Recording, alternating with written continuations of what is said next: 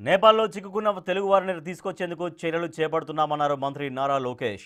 నేపాల్లో చిక్కుకున్న ఏపీకి చెందిన వారిని తీసుకొచ్చేందుకు ఏపీ ప్రభుత్వం తరపున స్పెషల్ ఫ్లైట్ రేపు నేపాల్కు వెళ్తోందన్నారు.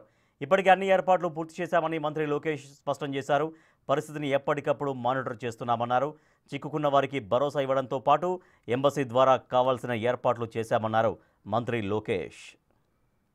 217 మంది ఆంధ్రలో 12 లొకేషన్స్లో, అంటే హోటల్స్ కానివ్వండి లేదంటే వేరే పట్టణాల్లో కానీ 12 లొకేషన్స్లో వాళ్ళు ఉన్నారు. దీంట్లో సుమారుగా 173 మంది కఠ్మండూలో, 22 మంది హెటౌడాలో, 10 మంది పోఖ్రాలో, 12 మంది సిమికోట్లో ఉన్నవారు. ఇది మేము టైం టు టైం మానిటర్ చేస్తున్నాం.